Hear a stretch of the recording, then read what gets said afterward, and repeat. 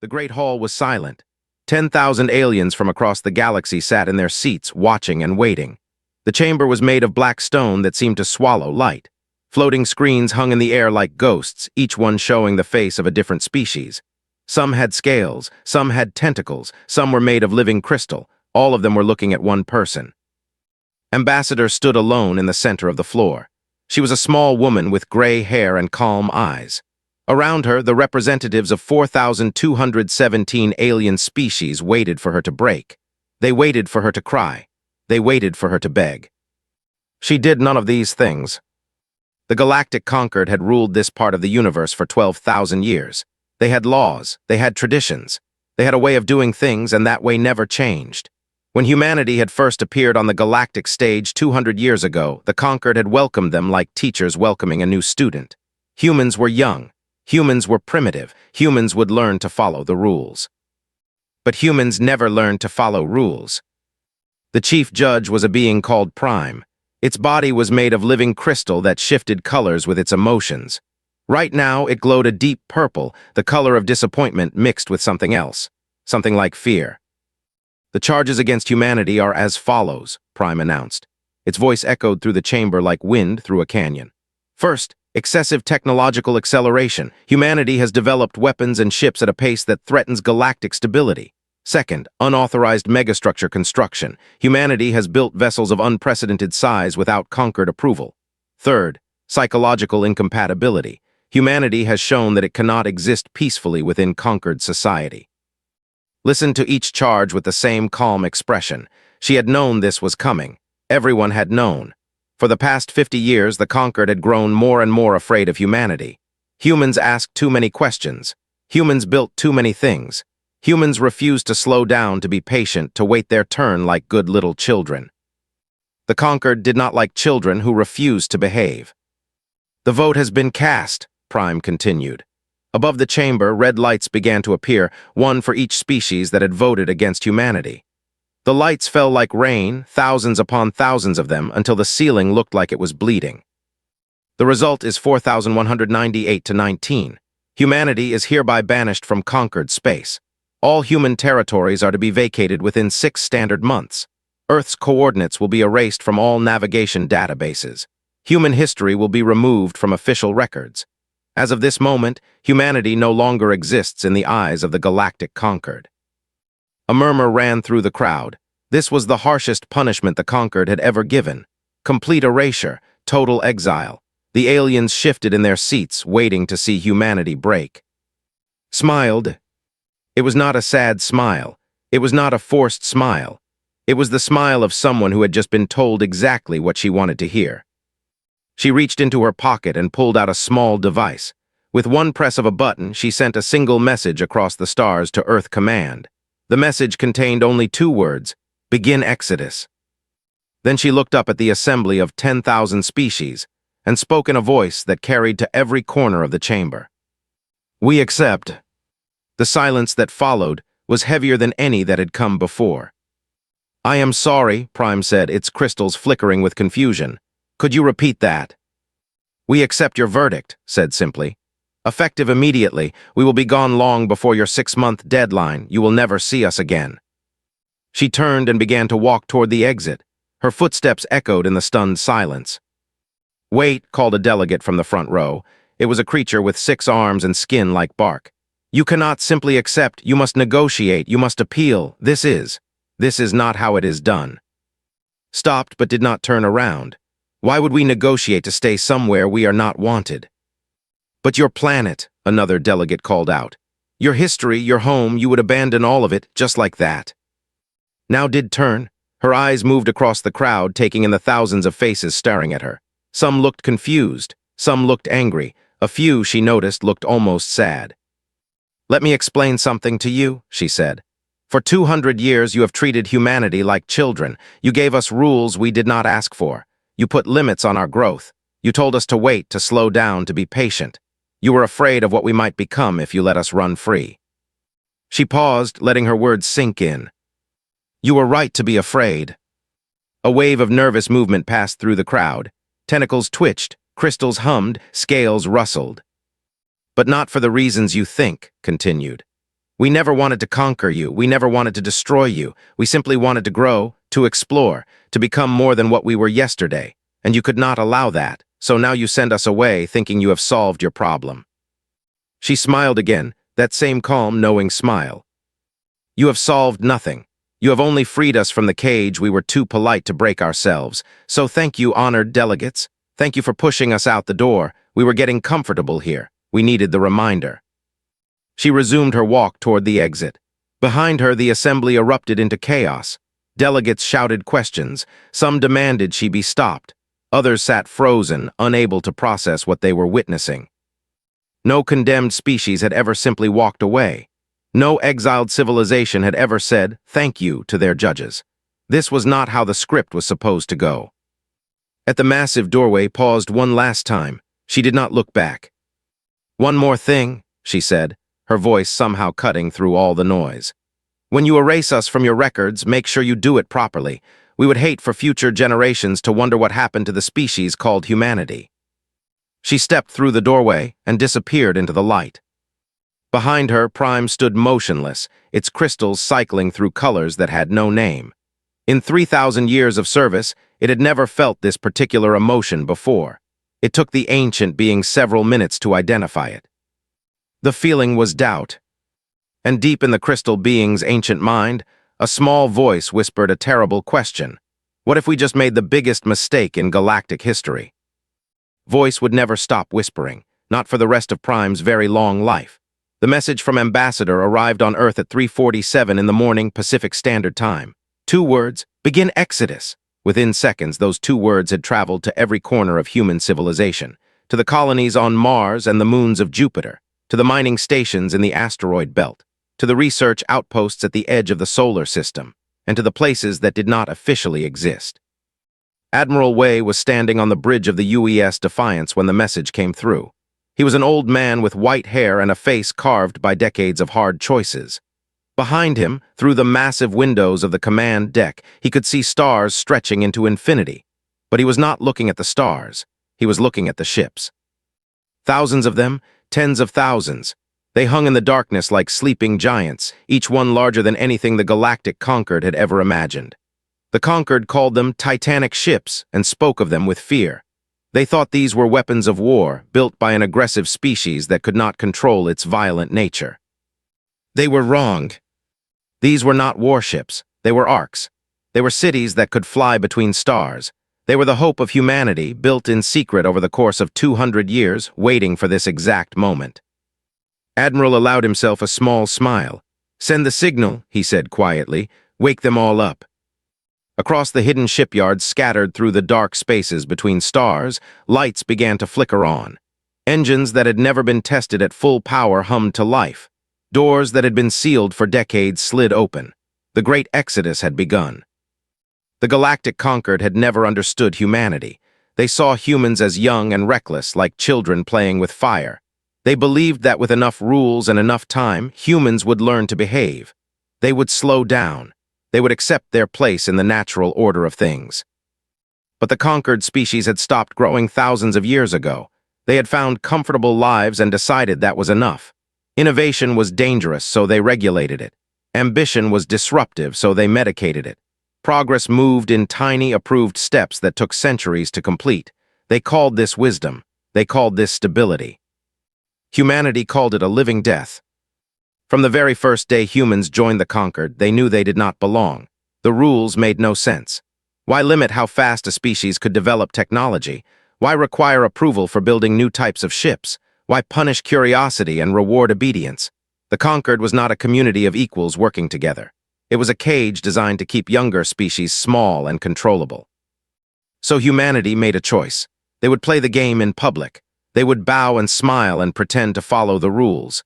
And in private, they would prepare for the day when the cage door finally opened. Project Exodus began in the first decade of human membership in the Conquered. It started with small things: hidden research stations, secret manufacturing facilities, coded communications that slipped past Conquered monitoring systems.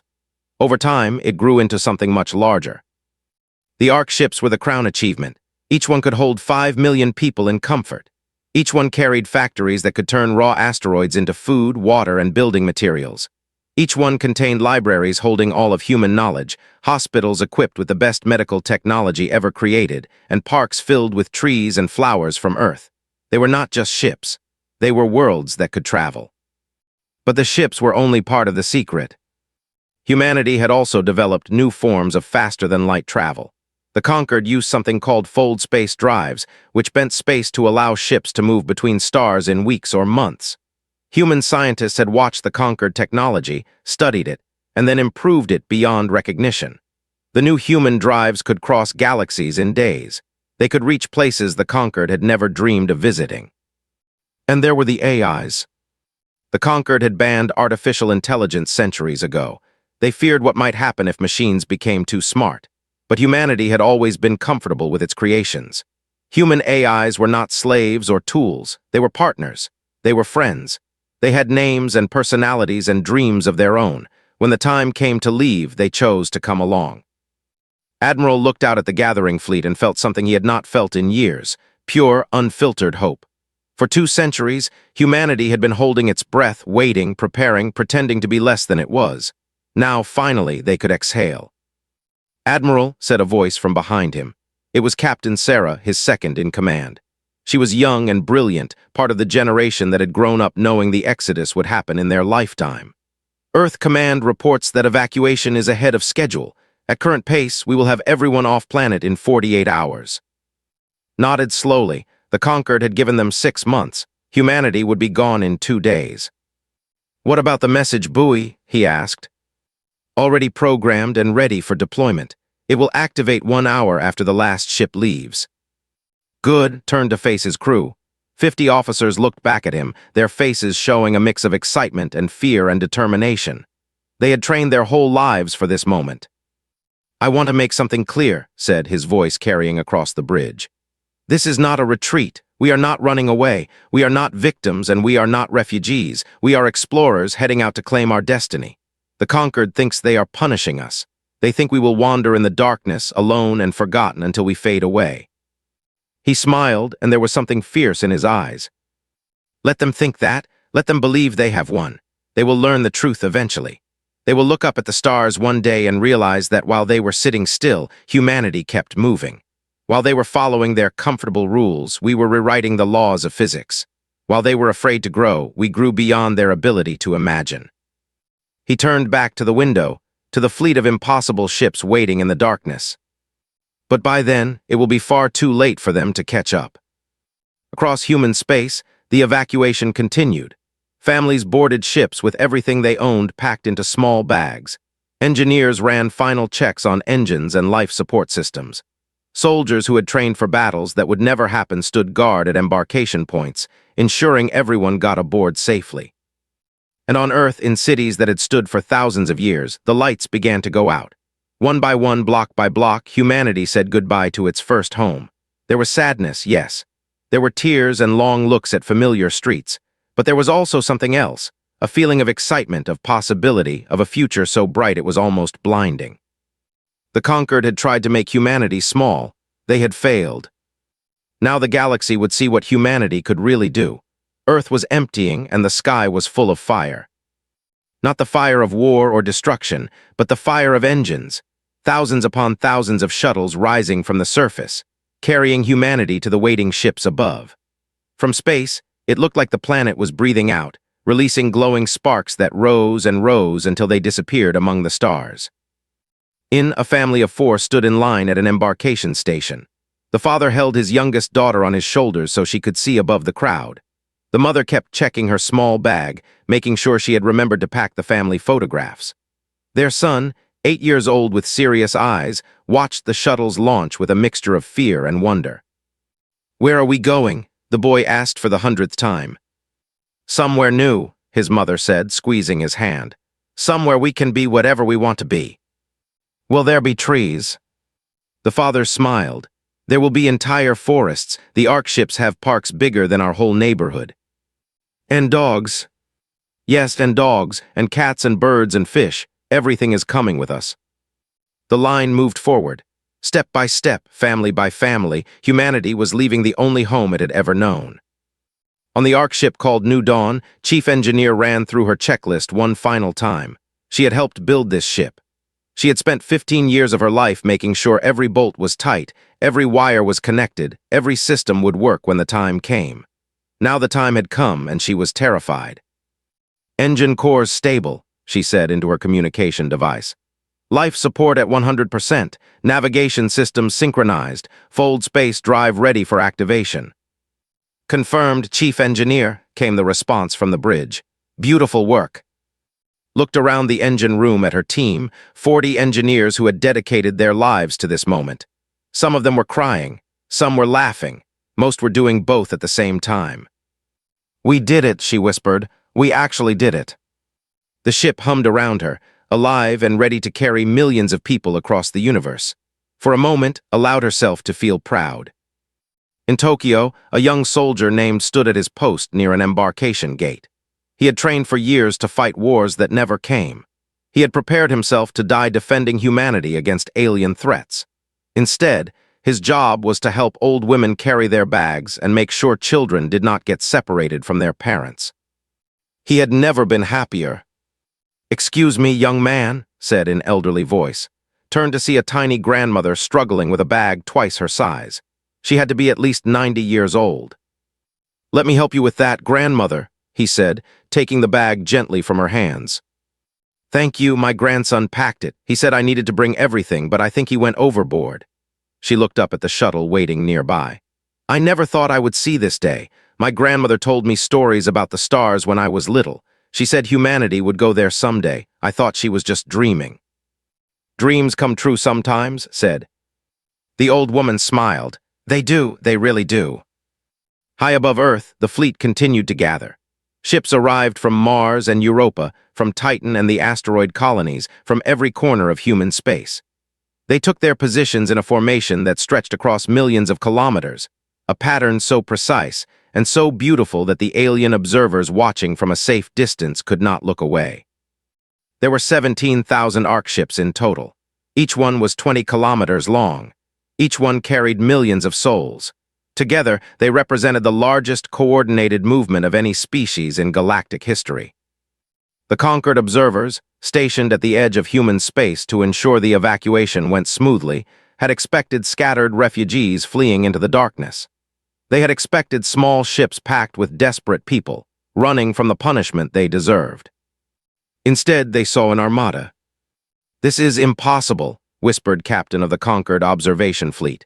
Its species communicated through color changes in its skin, and right now its entire body was flickering with patterns that meant confusion and fear. Where did they hide all of this? How did we not know? Its second officer had no answer. None of them did. On Earth, in the empty streets of New York City, a young woman named walked alone.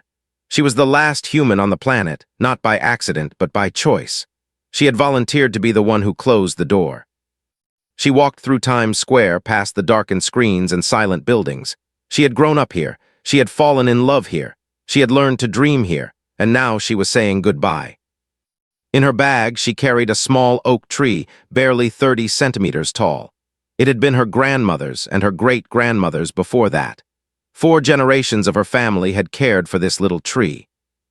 Found a spot in the center of the square and knelt down. With her bare hands, she dug into the earth that would soon have no one to tend it. She placed the tree in the hole and covered its roots with soil. "Grow well," she whispered.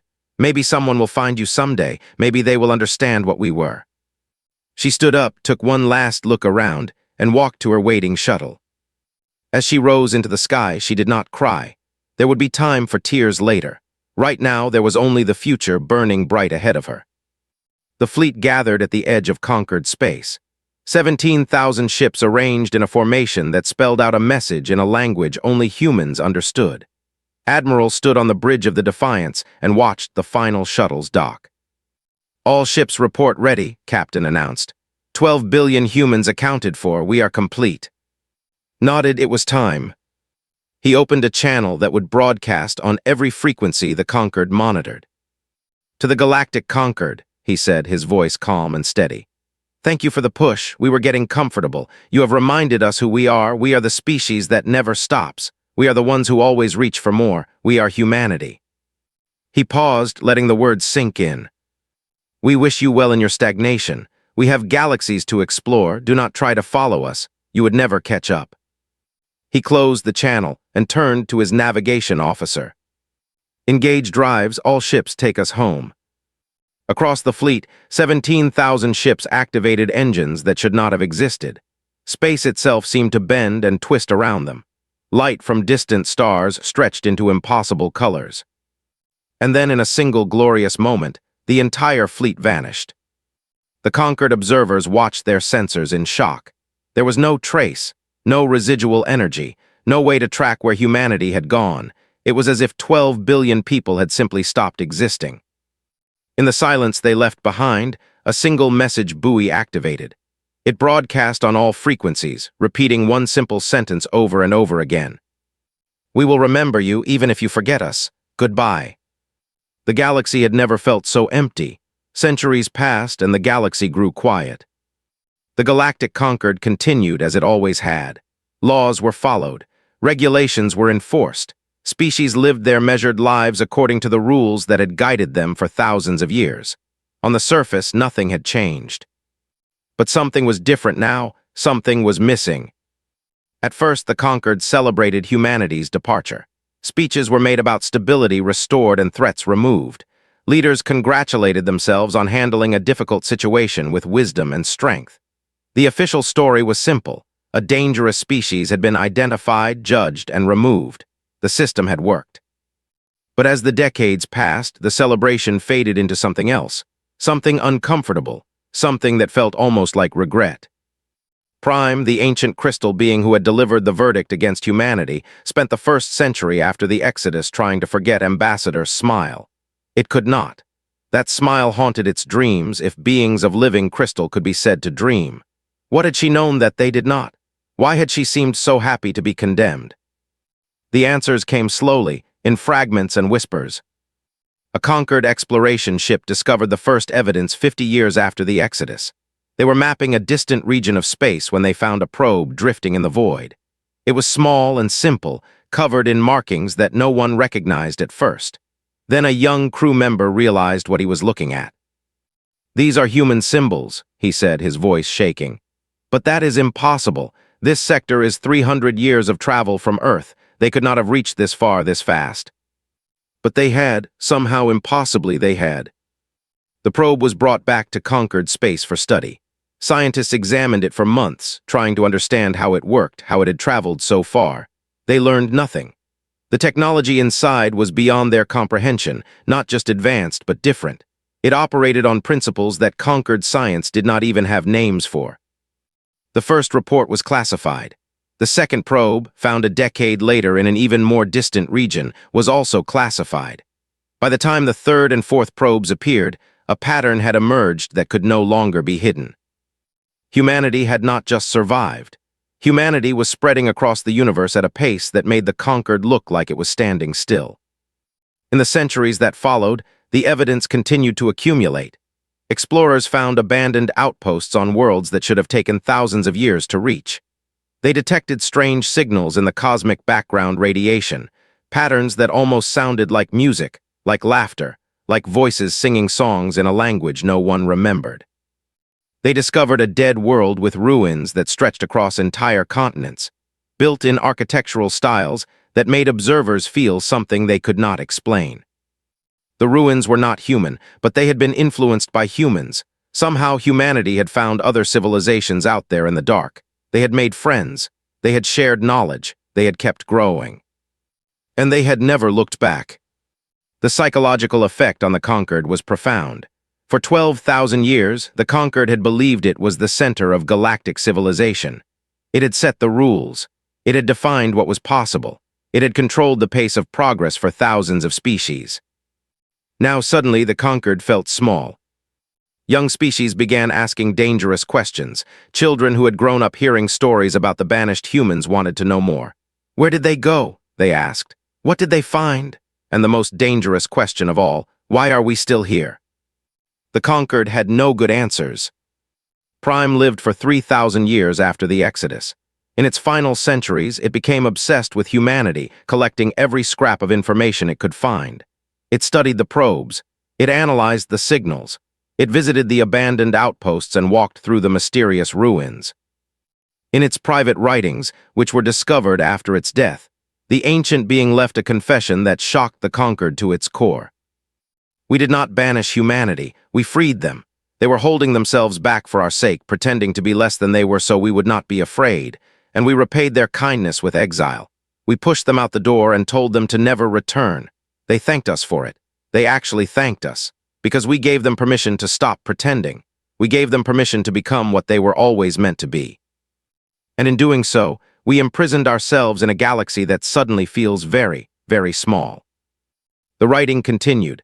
I have spent 3,000 years trying to understand Ambassador Smile. I think I finally understand. She was not smiling at our verdict. She was smiling at us, at our foolishness, at our inability to see what was right in front of us. We thought we were the wise elders teaching lessons to young children. We were wrong. We were the children, and we were too proud to learn. When these writings were made public, they caused a crisis in conquered society. For the first time in 12,000 years, species began to question the fundamental assumptions of their civilization. Was stability really wisdom? Was measured progress really the best path? Had the conquered been protecting its members, or simply preventing them from growing?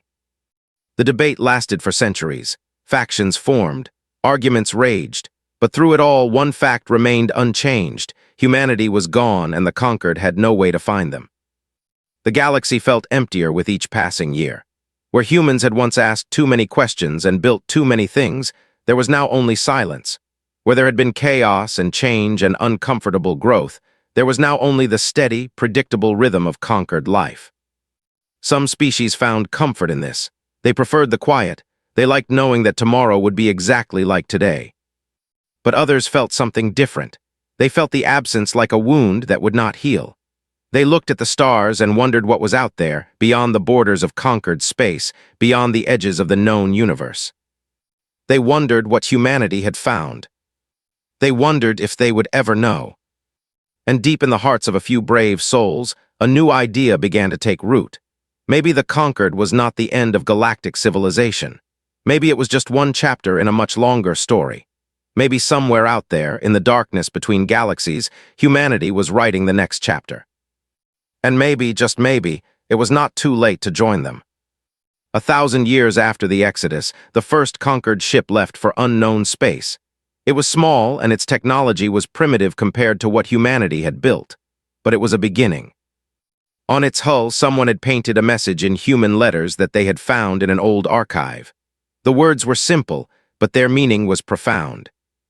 Adper, to the stars through hardship.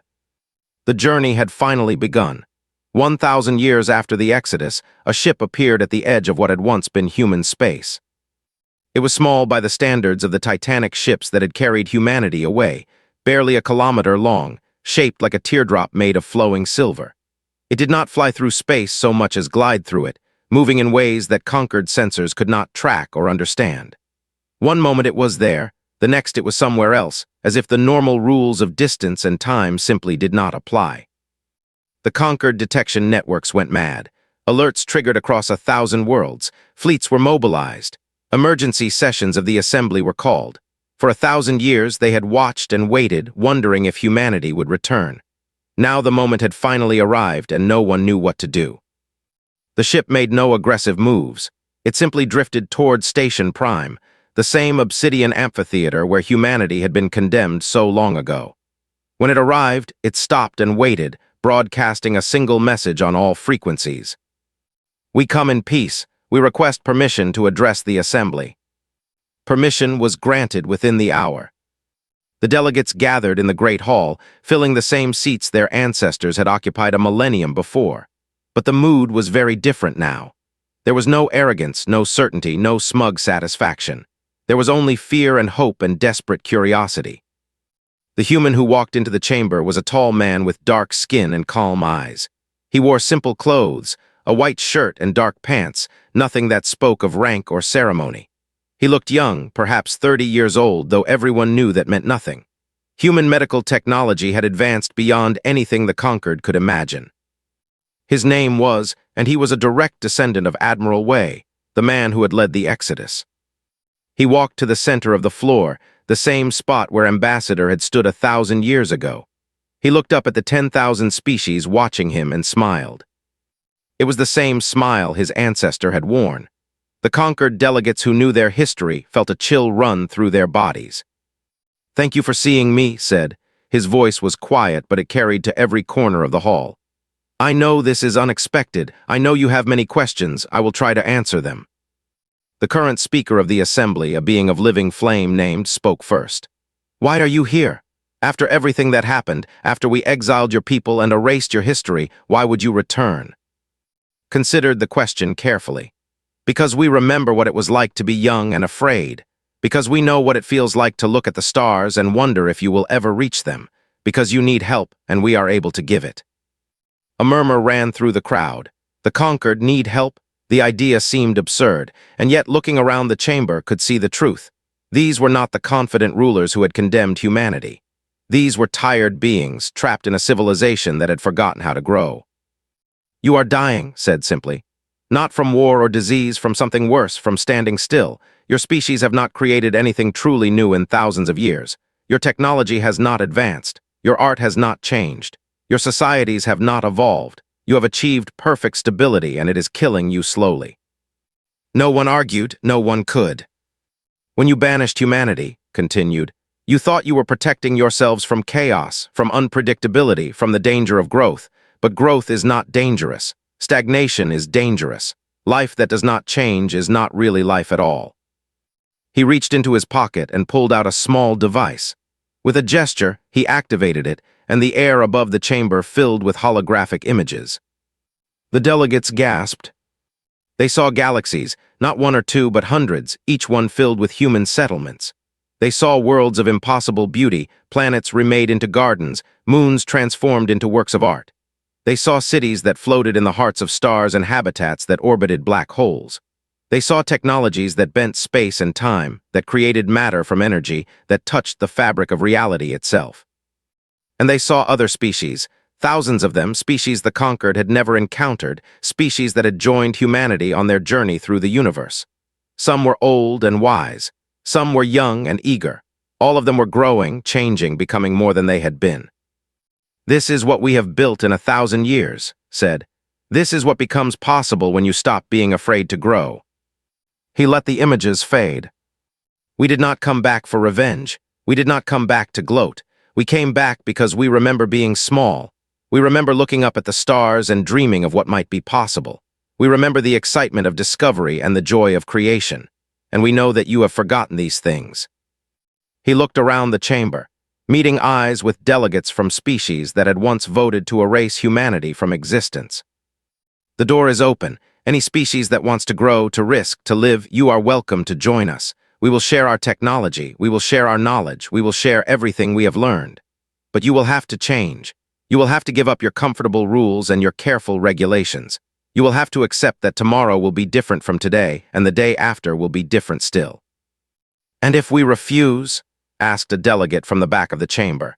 It was a species that had been particularly vocal in condemning humanity long ago. Smiled sadly.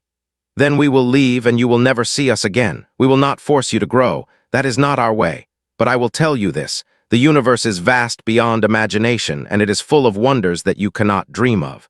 Every day you spend here, trapped in your comfortable cage, is a day you could have spent exploring infinity." He paused, letting his words sink in. "The choice is yours. It has always been yours. We just came to remind you that you have one." He turned to leave, just as Ambassador had done 1,000 years before. But this time, he stopped at the doorway and looked back. "I met a historian on my way here," he said.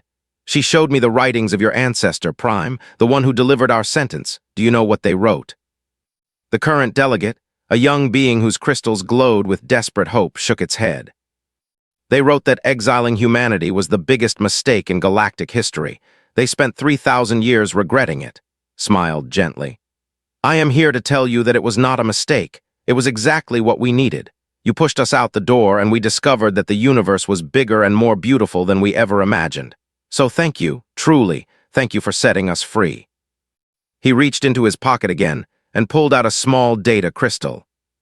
"This contains the location of our nearest settlement. It is 300 million light-years from here, about a week's travel with the drive specifications included. If any of you want to see what we have built, you are welcome to visit. The door will stay open." He placed the crystal on the floor and stepped through the doorway, disappearing into light. For a long moment, no one moved. Then, slowly, the young delegate rose from its seat and floated down to the center of the chamber. It picked up the crystal with trembling hands and held it up to the light. "We banished them," it said softly. "We called them dangerous. We said they grew too fast, built too much, asked too many questions. And now they have crossed the universe and come back to offer us a second chance." It looked around at the assembly of 10,000. "What does that make us?" No one had an answer, but in the silence that followed, something changed, something shifted. 1,000 years of doubt and regret and wondering finally had somewhere to go. The first delegation left for human space 3 days later. By the end of the year, more than 100 species had applied to join them. The conquered did not collapse, it transformed. Slowly, painfully, it began to remember what it had forgotten long ago. How to grow, how to change, how to live. And somewhere in the vast darkness between galaxies, humanity kept moving forward. They had not stopped since the day they left Earth. They never would. It was simply who they were. The species that refused to stand still. The children of chaos and wonder. The ones who always reached for more. And the universe, infinite and full of secrets, was waiting to see what they would become next.